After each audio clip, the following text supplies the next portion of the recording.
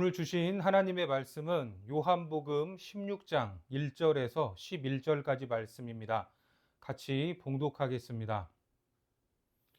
내가 이것을 너희에게 이름은 너희로 실족하지 않게 하려 함이니 사람들이 너희를 출교할 뿐 아니라 때가 이르면 무릇 너희를 죽이는 자가 생각하기를 이것이 하나님을 섬기는 일이라 하리라.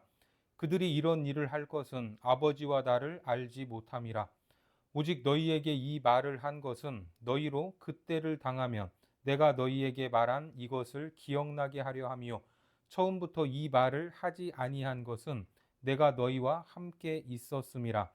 지금 내가 나를 보내신 이에게로 가는데 너희 중에서 나더러 어디로 가는지 묻는 자가 없고 도리어 내가 이 말을 함으로 너희 마음에 근심이 가득하였도다. 그러나 내가 너희에게 실상을 말하노니 내가 떠나가는 것이 너희에게 유익이라. 내가 떠나가지 아니하면 보혜사가 너희에게로 오시지 아니할 것이요 가면 내가 그를 너희에게로 보내리니 그가 와서 죄에 대하여 의에 대하여 심판에 대하여 세상을 책망하시리라. 죄에 대하여라 함은 그들이 나를 믿지 아니함이요 의에 대하여라 함은 내가 아버지께로 가니 너희가 다시 나를 보지 못함이요 심판에 대하여라 함은 이 세상 임금이 심판을 받았음이라. 오늘은 주님의 길 그래도 걷겠습니다 라는 제목으로 하나님 말씀 전하겠습니다. 십자가를 앞에 두고 계신 예수님께서는 나를 믿는 사람들은 미움을 받고 박해도 받을 것이다 라고 말씀하셨습니다. 어떻습니까?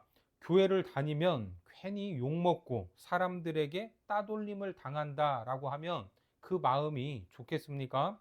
그래서 제자들은 근심하지 않을 수 없었습니다. 그러자 주님은 보혜사 성령께서 모든 것을 깨닫게 해줄 것이라고 말씀을 하시죠. 물론 성령이 오시면 깨달을 뿐만 아니라 모든 상황을 견딜 수 있는 능력까지도 주십니다. 그리고 오늘 본문이 이어지는데 이런 말씀을 하시는 이유에 대해 말하죠. 1절에 보면 내가 이것을 너희에게 이름은 너희로 실족하지 않게 하려 함이니 그렇습니다. 사실 우리가 전혀 예상하지 못한 일을 만나게 되면 당황할 수밖에 없습니다. 그런데 이런 일이 일어날 것이다. 미움도 받고 박해도 받을 수 있다. 이렇게 미리 알고 있다면 걱정도 되겠지만 한편으로는 마음의 준비를 할 수도 있는 겁니다. 특히 실족이다라는 이 헬라 말은 걸림돌을 놓다, 죄로 유혹하다라는 뜻인데 악한 세상은 하나님을 따르는 우리를 예수 그리스도가 가신 길을 따라가는 사람들 앞에 걸림돌을 놓습니다. 어떻게든 넘어뜨리려고 한다라는 거죠. 주님은 이것을 다 알고 계셨습니다. 제자들이 실족할 위험에 처할 수 있으니까 미리 알려주는 것이다. 마음의 준비를 하고 있으라는 것입니다. 제자들의 입장에서는 이것도 마음이 어려울 일인데 주님은 한 걸음 더 나아가고 계십니다. 본문 2절에 사람들이 너희를 출교할 뿐 아니라 때가 이르면 무릇 너희를 죽이는 자가 생각하기를 이것이 하나님을 섬기는 일이라 하리라. 어떻습니까? 처음에는 미워할 거라고 하셨고 그 다음에는 박해를 받을 것이라고 하시고 이제는 뭡니까? 출교한다고 하십니다. 여러분 출교가 뭡니까? 오늘날에도 교회 안에 징계 중 출교라는 징계가 있는데 말 그대로 교회 밖으로 내쫓는 것입니다. 그러면 다른 교회로 가겠죠. 하지만 이 당시의 출교는 엑스 커뮤니케이션, 이 헬라어로 아포시나고거스라는 말인데 시나고그라는 말은 회당입니다. 그리고 아포라는 말은 밖으로, 그러니까 회당 밖으로 내쫓는 것입니다. 한마디로 회당을 중심으로 지역사회의 모든 문제가 논의되고 결정되고 그 안에서 친교가 이루어지고 있었는데 거기서 쫓겨난다라는 것은 사회적으로 매장을 당한다라는 뜻이었습니다. 어떠한 혜택도 받을 수 없는 사회적 사형 선고나 마찬가지입니다. 그런데 이게 끝이 아니죠. 때가 이르면 무릇 너희를 죽이는 자가 생각하기를. 그러니까 사람들이 너희를 죽이는 것까지 이제 말씀하고 계시는 겁니다. 자, 그런데 사람들은 그것을 하나님을 섬기는 일이라고 한다고 합니다. 결국 예수님을 따르는 사람들이 겪게 될 운명을 지금 말씀하고 있는데, 미움받을 거다, 박해를 받을 거다, 그리고 출교를 당할 거다, 그리고 죽임도 당할 거다. 여기까지 말씀을 하고 있습니다. 처음부터 죽는다고 하면 뒤로 넘어갈까 봐서 그랬는지 점진적으로 말씀을 해주시죠. 점점 더 무서워졌을 겁니다. 여기서 가장 충격적인 게 뭡니까? 그 사람들이 제자들을 죽이면서 하나님을 섬기는 일로 여긴다라는 거죠. 그러면 얼마나 더 열심히 적극적으로 최선을 다하겠습니까? 우리가 잘 알고 있는 사도 바울도 예수님을 만나기 전, 회심하기 전에 그랬습니다. 사도행전 22장에 보니까 나는 유대인으로 길리기아 다소에서 났고 이 성에서 자라 가말리엘의 문화에서 우리 조상들의 율법의 엄한 교훈을 받았고 오늘 너희 모든 사람처럼 하나님께 대하여 열심히 있는 자라. 내가 이 돌을 박해하여 사람을 죽이기까지 하고 남녀를 결박하여 옥에 넘겼노니. 하나님께 대한 열심 때문에 박해했고 사람을 죽이기까지 했다라는 말입니다. 이게 제자들이 당할 일이지만 사실 우리 안에서도 잘못된 열심 때문에 엉뚱한 방향으로 나아갈 때가 있습니다. 그래서 열심이다라는 말은 항상 옳겠지만 거기에 올바른 지식이 더해져야 하고 그 지식에 덕이 더해져야 합니다. 그 열심을 내는 사람들의 말과 행실도 더해져야 합니다. 열심히 무엇인가를 하는데 열심히 하면 할수록 공동체가 깨지고 분열하고 갈라진다면 뭔가 이상하지 않습니까? 그래서 내가 늘 옳다 이렇게 말할 수 없는 겁니다. 늘 주의해야 하고 돌아봐야 한다라는 것입니다. 그렇지 않으면 하나님의 이름으로 하나님의 영광을 가릴 수 있습니다. 결국 그들이 제자들을 미워하고 박해하고 심지어 죽이기까지 하는 이유는 다른 것이 아니라 몰랐기 때문입니다.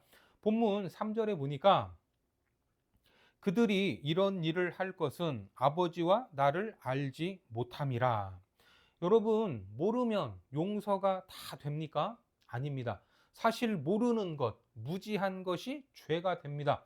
그들이 왜 무지할까? 어쩌면 진짜 몰라서가 아니라 가장 잘 알고 있다고 생각하기 때문에 무지할 수 있습니다. 이것이 진짜 문제인 것이죠. 요한복음 2장 17절에 보면 제자들이 성경 말씀에 주의 전을 사모하는 열심히 나를 삼키리라 한 것을 기억하더라. 그렇습니다. 결국 잘못된 지식으로 열심을 내니까 참된 성전이신 예수님까지도 죽이게 되는 것입니다. 그래서 주님은 본문 4절에서 이렇게 말씀하시죠. 오직 너희에게 이 말을 한 것은 너희로 그때를 당하면 내가 너희에게 말한 이것을 기억나게 하려 함이요 처음부터 이 말을 하지 아니한 것은 내가 너희와 함께 있었음이라. 처음에는 주님이 함께 계시기 때문에 이런 말을 할 필요가 없었습니다. 처음부터 갈릴리에서 만난 그들에게 나를 따라와라. 너희를 사람 낚는 어부가 되게 할 것이다. 그런데 이건 알고 따라와라. 나를 따라오면 미움받고 박해받고 출교당하고 결국에는 다 죽을 거야. 어때? 따라올 수 있지? 그러면 누가 따라오겠습니까? 일단은 불러놓고 예수님이 하나님의 아들이다라는 것을 깨닫게 하시고 하나님 나라의 비전도 심어주시고 이런저런 놀라운 이적도 보게 하셨습니다. 그렇게 믿음이 싹트고 하나님의 섭리 속에 들어왔을 때 아직은 완벽하지 않지만 그래도 이쯤 성장했으니까 미움, 박해, 출교, 죽음에 대한 말씀을 하시는 겁니다. 그래서 이 말을 한다는 것은 곧 주님이 떠나신다라는 것과 같은 말이죠. 미움, 박해, 출교, 죽음이 운이 안 좋아서 찾아오는 것이 아니라 이 모든 것들이 하나님의 구원 사역의 섭리 속에서 벌어지는 일이다라는 것을 알고 거기에 너무 많이 겁먹지는 말라는 말입니다. 우리는 승리를 원하죠. 실패를 원하지 않습니다. 하지만 사람이 어떻게 늘 승리하고 이기기만 합니까? 때로는 실패할 수도 있고 넘어질 수도 있는 것입니다. 제자들 역시 그렇습니다. 예수님과 3년이라는 시간을 함께 했지만 부족한 점이 많습니다. 그렇지만 넘어지고 실패한 그 자리에서 영영 일어나지 못하고 좌절하는 것이 아니라 지금 하는 이 말을 기억하라는 것입니다. 이런 미움, 이런 박해, 이런 대우가 사실은 당연한 것이다. 내가 겪어야 할 과정이다. 이것을 깨달으면 다시 일어설 수 있는 겁니다. 다시 용기를 내라는 말입니다. 이 모든 과정을 아시는 분이 궁극적으로 실패하시겠습니까? 그럴 수 없습니다. 실패처럼 보이는 하나의 과정일 뿐입니다. 주님의 말씀대로 이루어진다면 궁극적으로는 하나님의 섭리가 이루어지는 것입니다. 그러니까 이 말씀은 참으로 놀라운 말씀이죠. 본문 5절과 6절에 지금 내가 나를 보내신 이에게로 가는데 너희 중에서 나더러 어디로 가는지 묻는 자가 없고 도리어 내가 이 말을 함으로 너희 마음에 근심이 가득하였도다. 나를 보내신 이에게로 간다고 하시는데 더 이상 말할 필요가 없는 내용입니다. 그래서 그런지 제자들 중에 더 이상 묻지도 않았습니다. 앞에서는 어디로 가시냐고 물어보지 않았습니까? 그런데 이제는 묻는 자가 없습니다. 왜 그랬을까요? 주님이 가시는 길이 어떤 길인지 이제는 짐작을 했기 때문입니다. 지금 주님의 말씀이 현실이 아니기를 바라는 것 같습니다. 받아들일 수 없는 것입니다. 질문을 하면 할수록 마음이 편한 대답이 나오는 것이 아니라 불편하고 무서운 말씀만 하시니까 더 이상 묻는 것조차도 두려워졌던 거죠. 앞서 베드로는 주님께 어디로 가시는지를 물었고 도마도 어디로 가시는지 우리가 알지 못한다고 이야기하지 않았습니까? 그런데 이제는 아무도 묻지 않습니다. 왜? 현실을 외면하고 싶습니다.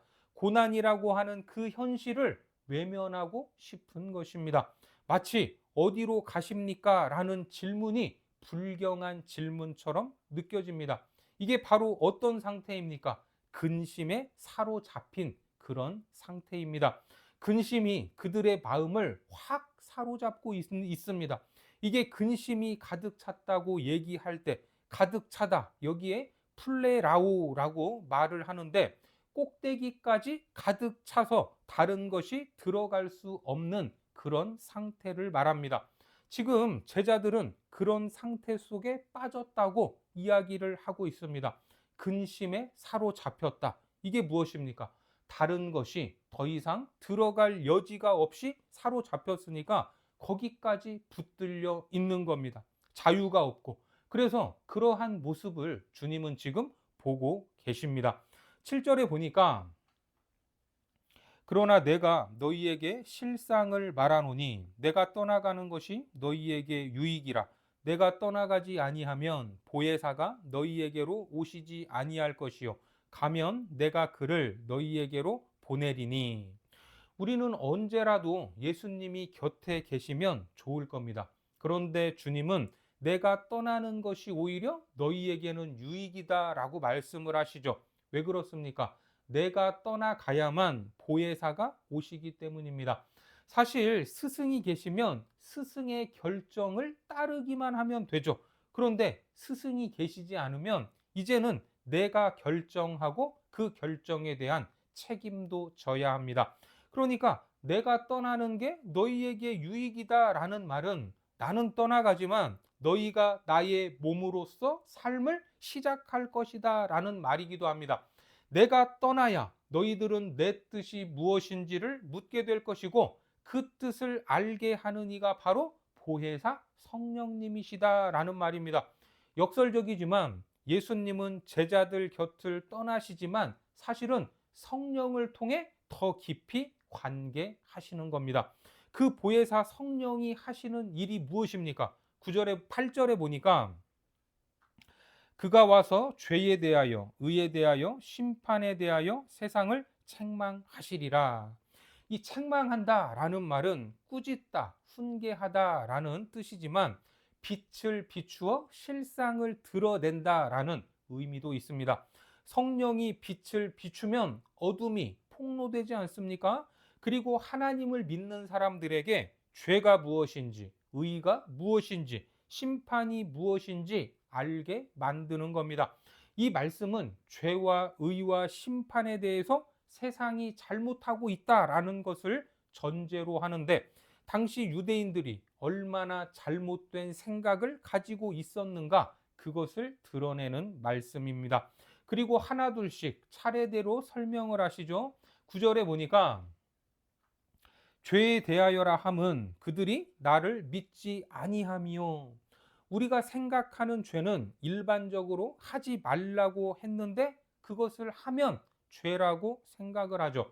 도둑질하지 말라, 간음하지 말라, 거짓말하지 말라. 그런데 이것을 행하면 죄가 되지 않습니까? 하지만 성경이 말하는 죄는 하라고 했는데 하지 않는 것, 그것도 죄가 됩니다. 사랑하라고 했는데 사랑하지 않아요. 용서하라고 했는데 용서하지 않으면 그것 역시 죄가 되는 것입니다. 특히 요한복음에서 죄는 빛으로 오신 예수님을 배척하는 것입니다. 하나님이 보내셨는데 하나님의 마음을 전하시는데 그분을 믿지 않습니다. 예수님이 하시는 일이 하나님이 기뻐하는 일인데 그들은 믿지도 인정하지도 않습니다. 바로 그것이 죄다라고 말하고 있는 겁니다. 그래서 요한 1서 2장에 보니까 거짓말하는 자가 누구냐? 예수께서 그리스도이심을 부인하는 자가 아니냐? 아버지와 아들을 부인하는 그가 적 그리스도니. 적 그리스도는 다른 것이 아니라 아버지와 아들을 부인하는 자들이다라고 명확히 말씀하십니다. 보혜사 성령님께서 깨우쳐 주시는 것이 바로 그것이라는 말입니다. 그리고 다음에 10절에 보니까 의에 대하여라 함은 내가 아버지께로 가니 너희가 다시 나를 보지 못함이요. 유대인들은 자기들이 보기에 율법을 어기는 사람이 누굽니까? 예수님이었습니다. 그래서 예수님을 제거하는 것은 좋은 일이다, 하나님 앞에서 의다라고 생각을 했고 그것이 바로 하나님을 섬기는 것으로 여겼던 겁니다. 하지만 참된 의로움은 내 마음에 들지 않는 사람을 없애는 것이 아니죠. 요한복음에서 참된 의는 보내신 분에게 돌아가는 것, 이 땅에서 하나님의 뜻을 완수하고 가는 것, 그것이 바로 의입니다. 그러니까 의에 대해서 깨우쳐 준다라는 것은 예수 그리스도가 세상에서의 사명을 마치고 유대인들과 로마인들의 공모에 의해서 죽임을 당하고 떠나는 그것이야말로 하나님의 의를 완수하는 일인데 바로 그것을 보혜사 성령님이 깨우쳐 주신다라는 말입니다. 그러니까 진정한 믿음은 하나님의 약속을 믿고 사는 것이고 하나님의 약속을 기억하는 것이고 그래서 내 인생이 아버지께로 돌아가야 할 인생이다 하는 것을 깨닫는 것, 그것을 아는 것입니다. 이것을 알면 오늘도 그 아버지의 뜻을 따라 살지 않겠습니까? 그것이 바로 의다라는 사실을 깨우쳐 줄 것이다 라는 말입니다. 그 다음은 심판에 대한 것이죠. 11절을 봅니다. 심판에 대하여라 함은 이 세상 임금이 심판을 받았음이라. 세상 임금이 심판을 받았는데 세상 임금인 사탄은 이미 쫓겨났다는 사실, 이것을 받아들이는 겁니다. 요한복음에 의하면 빛이 세상에 왔지만 빛을 영접하지 않은 사람이 이미 심판을 받은 것입니다. 그러니까 심판은 우리가 죽고 난 후에 하나님 앞에서 받는 것이기도 하지만 오늘 내가 살아가면서 하나님의 뜻을 등지고 사는 그런 삶 자체가 이미 심판이다라는 말입니다. 이것을 보혜사 성령께서 깨우쳐 준다는 것이죠. 이처럼 죄와 의와 심판에 대한 것을 우리에게 일깨워 주시는 분, 그분이 누굽니까? 보혜사 성령님이십니다. 결국 핵심은 예수 그리스도를 바라보는 시선과 태도에 달려 있습니다. 우리가 예수님을 믿는 이유는 인생이 좀 평안하고 주님이 내 소원도 좀 들어주시고 어려운 고난길에서 뭔가 피난길을 열어주는 그런 마음이 있습니다. 물론 이런 마음이 잘못된 것도 아니고 주님은 그렇게 우리를 인도하시는 분입니다. 하지만 그것이 다가 아니다라고 말씀을 하시면서 나를 따르는 길은 쉽지 않다. 반드시 고통이 있다라고 말씀하는 겁니다. 쉽게 말해 그 길은 어떤 길입니까? 좁고 험한 길입니다.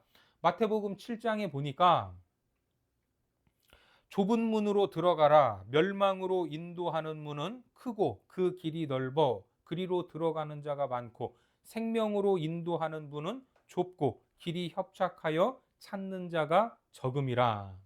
그런데 많은 사람들은 예수를 믿는다고 하면서도 좁은 문이 아닌 넓은 문으로 들어가려고 하고 협착한 길이 아닌 편안한 길로 가려고만 합니다. 그러면 그 길은 예수님의 길이 아닌 것이죠. 나는 좋고 편하고 행복한데 거기에 예수님이 없다면 다른 길로 가고 있는 것입니다. 예수님은 제자들에게 미움에서 박해, 박해에서 출교, 출교에서 죽음까지를 말씀해 주셨습니다. 우리 힘으로는 감당할 수 없는 것들이지만 보혜사 성령을 통해서 능히 감당하게 하시고 깨닫게 하셔서 기꺼이 순종함으로 갈 수 있도록 인도하시는 겁니다. 지금 내가 걷는 길, 그 길이 예수님이 가신 길 맞습니까? 주님이 말씀하셨죠. 내가 곧 길이요. 그 길은 좁고 험하지만 생명의 길입니다. 그것을 믿으시고 담대함으로 성령님과 동행하여 이 길 끝에 계신 주님을 영광 중에 만나는 우리 모두가 되시기를 주님의 이름으로 축원합니다. 기도하겠습니다. 하나님, 우리가 걷는 이 길은 좁고 험하여 사람들이 찾지 않지만 이 길 끝에 주님이 계심을 믿고 나아가기 원합니다. 미움과 박해, 출교와 죽음을 예고하실 때 낭망하고 머뭇거릴 수밖에 없었지만 보혜사 성령님을 통해 힘과 능력을 주시고 모든 것을 능히 감당하게 하시는 줄 믿사오니 담대하고 흔들림 없이 이 길을 걸어가도록 도와 주옵소서. 예수님의 이름으로 기도드립니다. 아멘.